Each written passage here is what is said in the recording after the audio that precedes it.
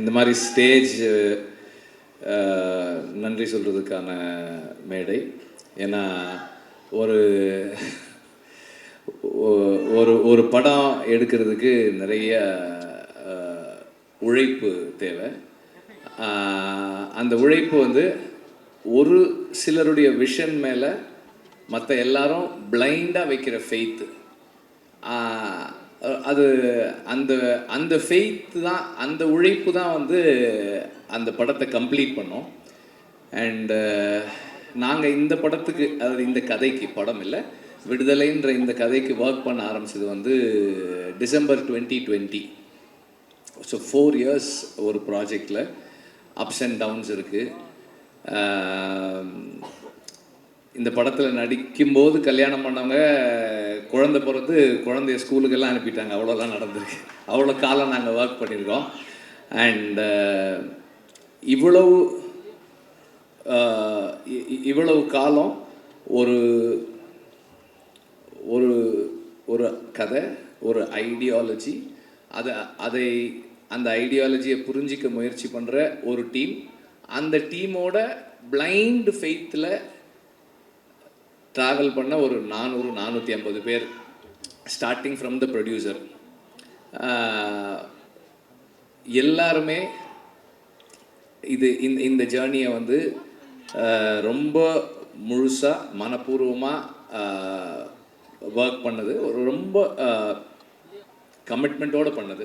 Last time வந்து நான் list எழுதி எல்லார் பேரையும் படித்தேன். அப்போது கொஞ்சம் டைம் இருந்தது, இப்போ சுத்தமாக எனக்கு டைம் இல்லை. I'm very preoccupied with the final work. படம் முடிக்கிறதுக்கான முயற்சியில் இருக்கோம் நாங்கள், அதனால் ஐம் வெரி ப்ரீஆக்கியூபைட். பட் இருந்தாலும் as always I am very very grateful for the team.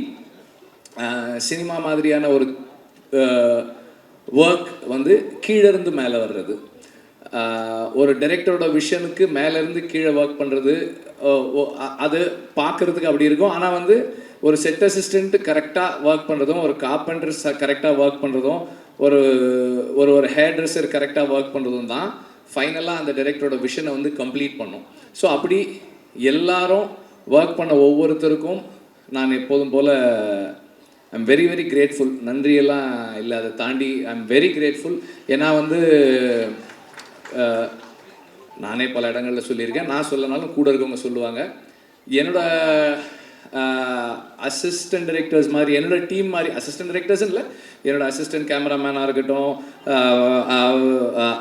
Art டைரக்டருடைய அசிஸ்டன்ஸாக இருக்கட்டும், எங்கள் ஸ்பாட்டில் எல்லாருமே என்னோட அசிஸ்டன்ஸாக தான் ஒர்க் பண்ணுவாங்க. இந்த மாதிரி ஒரு டீம் எங்கேயுமே பார்க்க முடியாது. ஏன்னா நார்மலாக அசிஸ்டன்ட் டைரக்டர்ஸ் எப்படி ஒர்க் பண்ணுவாங்கன்னா, ஒரு ஸ்கிரிப்ட் இருக்கும், இன்றைக்கி வந்து இந்தந்த சீன்லாம் எடுக்க போகிறோம் அப்படின்னு இருக்கும், அதுக்கு இந்தந்த ஆர்டிஸ்ட் வருவாங்க, இந்தந்த ப்ராப்ஸ் இருக்கும், இதெல்லாம் இருக்கும், அப்படி தான் ஒர்க் பண்ணுவாங்க. ஆனால் எங்கள் டீம் எப்படி ஒர்க் பண்ணோம்னா, ஓகே இன்றைக்கி இந்த ஆர்டிஸ்ட் வர சொல்கிறாரு, அப்போ இந்த சீன்லாம் இருக்கும், அப்படி இல்லைன்னா இந்த லொக்கேஷன் நம்ம போகிறோம், அப்போ அந்த சீன்லாம் இருக்குமோ, எந்தெந்த பீரியடெல்லாம் இருக்கும். இப்போ நான் திடீர்னு போயிட்டு அதுதான் அன்றைக்கே சொன்னேனே, அந்த பீரியட் 70s வரணும் இது அப்படின்னா ரெடியாக இருக்குது, ஓ ரெடியாக இருக்கு, ஓகே அப்போ அது 60s அதுவும் ரெடியாக இருக்குது. இந்த மாதிரி அவங்களே பாதி கோ கிரியேட்டர்ஸாக இருந்தால் மட்டும்தான் இப்படியெல்லாம் ஒர்க் பண்ண முடியும். அண்ட் இந்த மாதிரி இந்த கண்டிஷன்ஸில் ஒர்க் பண்ணுறவங்க தே தெம்செல்ஸ் ஆர் டைரக்டர்ஸ். அவங்க இப்போ நம்மளை அசிஸ்ட் பண்ணுறாங்களே தவிர அவங்களே வந்து எல்லா டெசிஷன்ஸும், மோஸ்ட் ஆஃப் த டெசிஷன்ஸ் எடுத்து தான் பண்ணுறாங்க. இந்த மாதிரி ஒரு டீம் இல்லைன்னா என்னால் வந்து ஒரு டைரக்டர்னு பேர் வாங்கவே முடியாது. ஏன்னா வந்து ஐ எம் வெரி ஸ்கேட்டர்ட். என்னோட இங்கே ஒன்று பண்ணுவேன், அங்கே ஒன்று பண்ணுவேன், அங்கே ஒன்று பண்ணுவேன், இதெல்லாம் ஒன்றா கட்டி இழுக்கிறது வந்து என்னோட டீம் தான். அவங்க தான் வந்து அதை ஒழுங்குபடுத்தி வைக்கிறாங்க. So I am really grateful to have a team like this. And இதனுடைய எக்ஸ்டென்ஷனாக தான் எனக்கு வந்து வேல்ராஜும் ஜாக்சனும் ராமரும் இருக்காங்க. இவங்களும் வந்து இப்போ நான் ஜாக்சன் கிட்ட இருந்து, ஜாக்சன் எனக்கு அந்த ஒரு 2 ஸ்ட்ரீட் வேணும், அந்த இது வேணும், ஏதாவது பண்ணிவிடுங்க, அவ்வளோதான் நான் சொல்லுவேன். அவர் வந்து ப்ரொடியூசர்கிட்ட பட்ஜெட் கேட்குறதுலேருந்து டைம் எடுத்துக்கிறதுல எல்லாம் அவர் பண்ணிவிடுவார். ஷூட்டிங் ஒரு 2 நாளைக்கு முன்னாடி செட்டு முடிஞ்சிருச்சா அப்படின்னு கேட்பேன், வந்து ஒரு தடவை பாருங்கன்னு. சரி முடிஞ்ச உடனே சொல்லுங்கள் நான் வந்து பார்க்குறேன்னு. நான் நார்மலாக ஒரு லொக்கேஷன் பார்க்குற மாதிரி தான் போவேனே தவிர, நம்மளாம் ஒரு டைரக்டர் வந்து எனக்கு செட்டில் இதெல்லாம் வேணும் அப்படி போக மாட்டேன். ஒரு ஆக்சுவல் லொக்கேஷன் பார்த்துட்டு இந்த லொக்கேஷன் இப்படி இருக்குது, இதில் நான் எங்கெங்கே கேமரா வச்சுக்கிறேன். அவர் வரும்போதே சொல்லிடுவார், இங்கே வந்து போனால் இது மேலே கேமரா ஏற்றுவான், அது வந்து ஸ்ட்ராங்காக போட்டுக்கலாம், அது வந்து அந்த கோடா வைக்கிறதுக்கு அடிச்சுக்குங்க அப்படின்றவார் அவர். So that's how it works. எல்லாருமே வந்து என்னுடைய ஸ்கேட்டர்ட் தாட் ப்ராசஸை அண்டர்ஸ்டாண்ட் பண்ணிக்கிட்டு எனக்குள்ளே இருந்து டீசெண்டான ஃபில்ம்ஸ் வர்றதுக்கு ஹெல்ப் பண்ணுறாங்க. So I'm very grateful to have a team like this. இந்த டீமில் மை என்ன சொல்கிறது, என்னுடைய my greatest gratefulness is to have Raja sir in this team. ஏன்னா வந்து நார்மலாக வந்து மியூசிக் நான் ஜிவியோட ஒர்க் பண்ணியிருக்கேன், சந்தோஷோட ஒர்க் பண்ணியிருக்கேன். சந்தோஷ் ஒரு மாதிரி ஒர்க் பண்ணுவார், ஜிவி ஒரு மாதிரி ஒர்க் பண்ணுவார். ராஜா சார் வந்து சரி வெற்றிமாறன் நீங்கள் வந்து நாளைக்கு காலையில் 9 o'clock வந்துடுங்க. நான் 9:10 போனேன்னா ஒரு இந்தாங்க இது கேளுங்கன்னுவார். 4 டியூன் ஆல்ரெடி பண்ணிட்டு இருப்பார். அந்த 10 minutesல 4 டியூன் ரெடி பண்ணி வச்சுருப்பார் அவர். And he is very punctual, which is a little என்ன சொல்கிறது, எனக்கு அவ்வளோ கன்வீனியன்ட் கிடையாது, அது கொஞ்சம் இன்கன்வீனியன்ட்டாக இருக்கும் எனக்கு. ஆனால் இன்னைக்கு காலையில் 9 o'clock வரேன்னு 9:25 கால் பண்ணுறாரு. என்ன வெற்றிமாறன் என்ன இன்னும் வரல? சார் வந்துகிட்டே இருக்கேன் சார் அப்படின்னு அவசரமாக போனேன். ஸோ எனக்கு வந்து ஒரு அந்த மியூசிக் சைடில் எனக்கு எதுவுமே கவலையே இல்லை.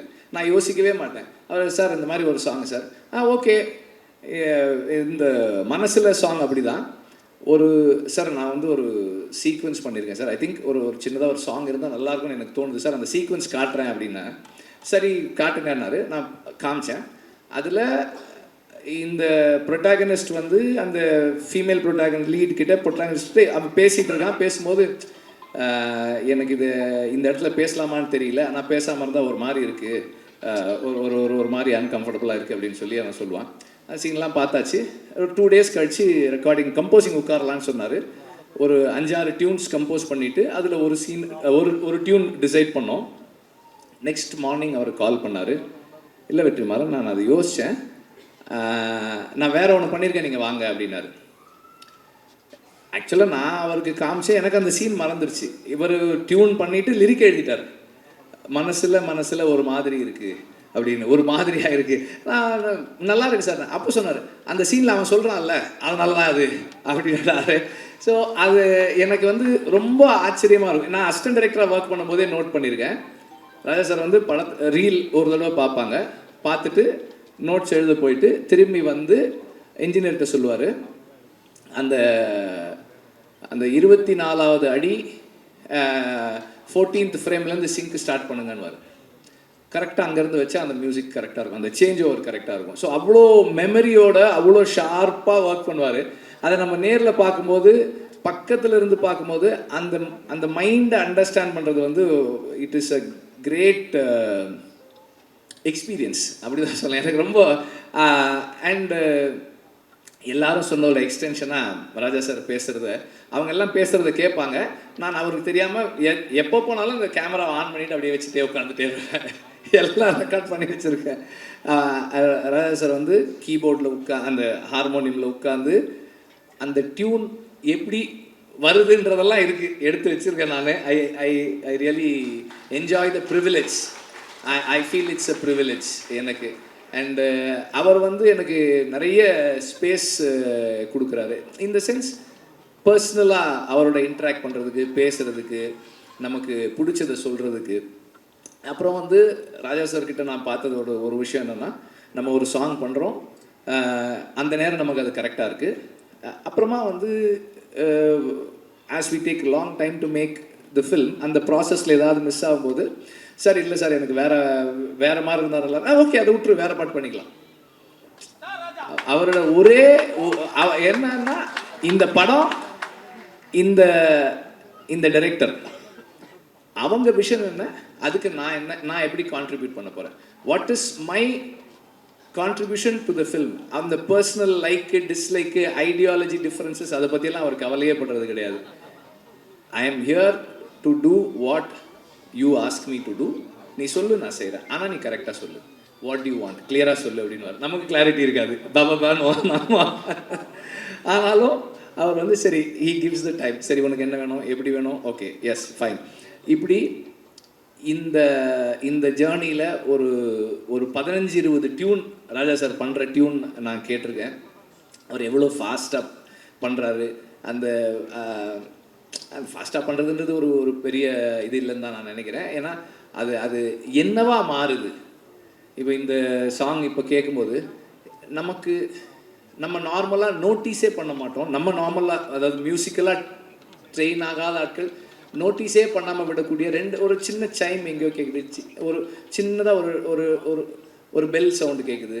இதெல்லாம் வந்து அது எப்படி அந்த இடத்துல வைக்கிறாரு, அந்த சவுண்டு நமக்கு எப்படி கேட்குது, இதெல்லாமே வந்து ஒரு பெரிய ஆச்சரியம் தான். அவ்வளோ சாங் இருக்குது, மற்ற மியூசிக் இருக்குது, வாய்ஸ் இருக்குது, அதுக்கு நடுவில் அந்த சாங் இந்த சவுண்ட் இந்த இடத்துல வச்சா கேட்கணும்லாம் ஒரு டிசைட் பண்ணி ஒன்று ஃபைனலாக ஒன்று கொடுக்குறாரு இல்லையா. அதுதான் அந்த என்ன சொல்கிறது, மியூசிக்கல் அந்த ஜீனியஸ் மியூசிக்கல் மைண்டு. அதை பக்கத்தில் இருந்து பார்க்குறது எனக்கு ரொம்ப சந்தோஷம். இந்த படத்தில் 4 சாங்ஸு, 4மே 4 விதமான சாங்ஸ். ஸோ இந்த ஜேர்னியில் எனக்கு ராஜா சாரோட இருந்து அவரோட இன்ட்ராக்ட் பண்ணுறதுக்கான ஆப்பர்ச்சுனிட்டின்றது என்னுடைய லைஃப்பில், பர்சனல் லைஃப்பில் என்னை நான் இம்ப்ரூவ் பண்ணிக்கிறதுக்கான ஒரு பெரிய கிஃப்டாக தான் நான் பார்க்குறேன். அதை என்னை எல்லா விதத்துலேயும் வந்து இம்ப்ரூவ் பண்ணிக்கிறதுக்கான ஒரு பாசிபிலிட்டி அது. அண்ட் ஆக்டர்ஸ் அண்ட் டெக்னீஷியன்ஸ், இப்போது எனக்கு வந்து இந்த படத்தில் பல இடங்களில் சொன்னாலும் திரும்ப சொல்கிறேன், 8 நாள் வாங்க அப்படின்னு ஷூட்டிங் கூப்பிட்டு போனேன் சேதுவை. இந்த செகண்ட் பார்ட்டு அன்னைக்கு ஷூட்டிங் முடிக்கும் போது எவ்வளோ நாள் ஆச்சு, ஃபஸ்ட் பார்ட் செகண்ட் பார்ட் ரெண்டும் சேர்த்துன்னு கேட்டேன். 257 டேஸ் அப்படின்னு சொன்னாங்க. அதில் வந்து சேது எப்படியும் ஒரு 120 டேஸாவது குறைஞ்சது நடிச்சிருப்பார். அந்த பேஷன்ஸுக்கு I am very grateful, thank you. Soori வந்து அதை விட அதிகமாக தான் நடிச்சிருப்பார். எல்லாருமே வந்து இப்போ ஷூட்டிங் இருக்கோ இல்லையோ இந்த படத்து கூடவே ட்ராவல் பண்ண நடிகர்கள் நிறைய பேர். அப்புறம் அசிஸ்டன்ட் டைரக்டர்ஸ் கேட்டால் சொல்லுவாங்க, எங்கள் டீமில் வந்து ஒரு 2-3 பேர் வந்து தோழர்னு கூப்பிட்டு பழகிற ஆட்கள். இன்றைக்கி வந்து எல்லாரையுமே தோழர்னு தான் கூப்பிடுறாங்க. அவ்வளோ பெரிய ஒரு இங்கே ஒரு ஃப்ரெட்டர்னிட்டி உருவாயிருக்கு இவ்வளோ நாள் நாங்கள் ஒர்க் பண்ணதில். அண்ட் சேதுவோடைய கமிட்மெண்ட் அண்ட் ஒரு விஷயத்தை அவர் உள்வாங்கிறது, அண்டர்ஸ்டாண்ட் பண்ணிக்க ட்ரை பண்ணுறது, இது எல்லாமே வந்து எனக்கு வந்து ரொம்ப ஹெல்ப்ஃபுல்லாக இருந்தது. ஏன்னா இந்த படத்தோட சம்மந்தப்பட்ட எல்லாருக்குமே விடுதலை தான் வாத்தியார். விடுதலை தான் எல்லாருக்குமே கற்றுக் கொடுத்துக்கிட்டு இருக்கு, இன்னும் கற்றுக் கொடுத்துக்கிட்டு இருக்கு, இன்னும் கற்றுக் கொடுக்க போகுது. ஸோ நான் இந்த படத்துக்காக நிறைய பேரோட பேசி படித்து தெரிஞ்சுக்கிட்டு அதை எல்லாரோடையும் ஷேர் பண்ணும்போது எவ்வளவு அவங்க அதை உள்வாங்கிறாங்கன்றதை பொறுத்து தான் என்னோடய லேர்னிங் என்னவா இருக்குன்னு என்னால் தெரிஞ்சிக்க முடியுது. ஸோ அந்த மாதிரி தொடர்ந்து இந்த படம் எல்லாருக்கும் எனக்கு நிறைய கற்றுக் கொடுத்துக்கிட்டு இருக்கு.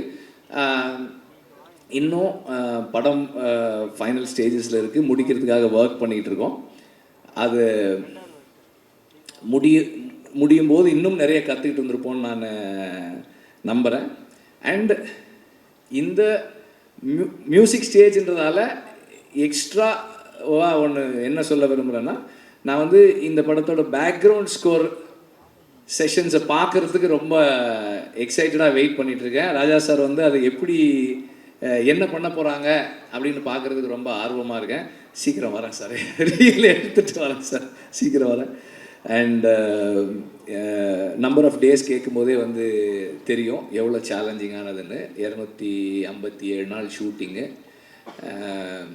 அதுவும் கூட அன்னைக்கு கூட எப்படி முடிச்சேன்னா, வேறு வழி இல்லை, அதனால் ஷூட் பண்ணுறதை நிறுத்திக்கிறேன்னு தான் சொன்னேனே தவிர ஷூட்டிங்கை முடிக்கிறேன்னு சொல்லலை. ஏன்னா முடியல, இன்னும் கொஞ்சம் பாக்கி இருக்குது. பட் எனிவே இவ்வளோ நாள் எல்லாருக்கும் வெறும் டைம் மட்டும்தான், ப்ரொடியூசருக்கு டைமு, பணம், இன்ட்ரெஸ்ட் எல்லாமும் சேர்ந்துருக்கு. அதோட சேர்ந்து அவரும் வந்து இந்த படத்தின் மூலமாக லேர்ன் பண்ணி அவர் பர்சனல் லைஃப்லையும் நிறைய சேஞ்சஸ் பண்ணிக்கிட்டு இந்த படத்தோடவே தொடர்ந்து கூட இருக்கார். And last but not the least, I need to thank the family. என்னோடய பசங்க பூந்தென்றல், கதிரவன் அண்ட் ஆர்த்தி, அப்புறம் அம்மா, அக்கா, அவங்க 2 பேர் இங்கே இருக்காங்க. அவங்களுக்கு அப்புறம் என்னுடைய all the friends, again my team, எல்லாருக்கும் என்னுடைய நன்றியை தெரிவிச்சுக்கிறேன். நீங்கள் எல்லாம் யாருமே பேசலை மஞ்சு வாரியரை பற்றி. அவங்க இல்லாததால நம்ம யாரும் பேசவே இல்லை. அவங்களையும் அந்த மாதிரி தான் கூப்பிட்டேன். சும்மா ஒரு கெஸ்ட் ரோலு ஒரு 3 நாள் வரீங்களான்னு தான் கூப்பிட்டேன். ஓகே, நாங்கள் 3 சீன்னு சொன்னேன்னு நினைக்கிறேன். 3 சீன்னு சொன்னேன். இப்போ 2 பாட்டு இருக்குது அவங்களுக்கு படத்தில் வந்து she plays a very important role. அவங்களோட அசுரனுக்கு அப்புறம் அவங்களோட ஒர்க் பண்ணுறோம். இந்த the commitment again she brings in, அந்த ஒரு கேரக்டருக்கு அவங்க கொடுக்குற லைஃப், அதுவும் வந்து ரொம்ப ஸ்பெஷலானது. இந்த ரோல் வந்து உண்மையிலேயே வந்து ஒரு ஸ்பெஷலான ரோல் தான் அது.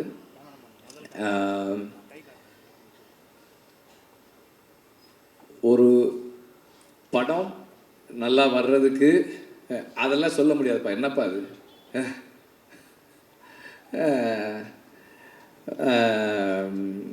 அவர் என்னுடைய நண்பர், அவர் ஒரு கம்பெனி வச்சுருக்காரு. அது என்ன கம்பெனி அது? இந்தியன் ஏதோ சேஃப்டி கம்பெனி, ஒரு கம்பெனி, இந்தியன் சினிமா சேஃப்டி கம்பெனின்னு ஏதோ ஒரு கம்பெனி வச்சுருக்காரு அவர். எங்கள் படத்தில் வந்து இந்த காட்டில் ஷூட்டிங் பண்ணும்போதெல்லாம் அவங்க வந்து அந்த சேஃப்டிக்காக ஒர்க் பண்ணாங்க, அந்த க்ரூ மெம்பர்ஸோட சேஃப்டிக்கு. அதை பற்றி சொல்கிறார் அவர். எனிவே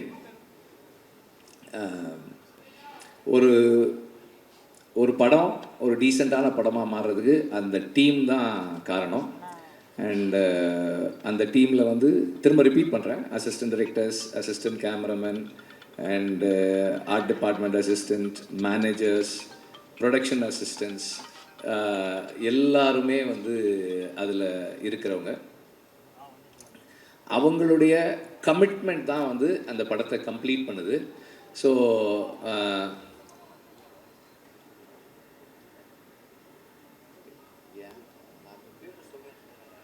நான் தான் யார் பேரும் சொல்லன்னு சொல்லிட்டேனடா. ஏன்டா, எல்லாரும் டீம்னா எல்லாரும் தானடா, எல்லாரும் தானடா.